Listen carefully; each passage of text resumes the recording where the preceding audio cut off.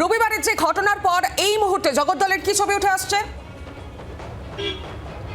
দেখো, এখনো পর্যন্ত সকালবেলা ভোটের লাইনটা যদি আমি একটু দেখাই, এইভাবেই ভোট যারা ভোটার তারা কিন্তু এইভাবেই লাইন দিতে শুরু করেছেন সকালবেলায়।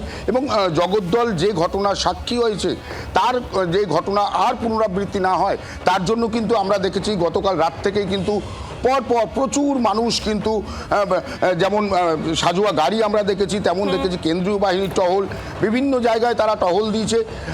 জগদ্দলের মানুষ স্বভাবতই সকাল সকাল, অর্থাৎ আমরা যে কেন্দ্রে দাঁড়িয়ে রয়েছে এই সব অঞ্চলগুলোই যেহেতু একটি শিল্পাঞ্চল, সেহেতু সকাল সকাল মানুষ ভোট দেয়। মক পোলিংয়ের কাজ, যেগুলো কাজ, সেই কাজ কিন্তু ইতিমধ্যেই শুরু হয়ে গিয়েছে। ভেতরে যারা এজেন্ট, প্রত্যেক দলের এজেন্ট কিন্তু ইতিমধ্যেই ভেতরে ঢুকে গিয়েছে এবং কেন্দ্রীয় বাহিনী তারাও কিন্তু একেবারে সব রকম, কোনো রকম যাতে অশান্তি না হয় তার জন্য কিন্তু তারা সজাগ দৃষ্টি রেখেছে। যারা ভোটার তারাও কিন্তু ইতিমধ্যেই বিভিন্ন যে লাইন, সেই লাইনে কিন্তু দাঁড়াতে শুরু করে দিয়েছে।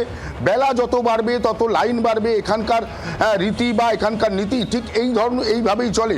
তার কারণ এই অঞ্চলের মানুষ স্বভাবতই প্রত্যেক সকাল সকাল ভোট দিয়ে তারা কিন্তু মানুষের বিভিন্ন কাজ, রোজনামচা, সেই কাজে তারা যোগ দেন। ঠিক সেই কারণেই কিন্তু সকাল সকাল এইভাবেই লাইন পড়ে গিয়েছে। একদিকে যেমন মহিলাদের লাইন পড়েছে, অপরদিকে তেমন পুরুষদের লাইন পড়েছে।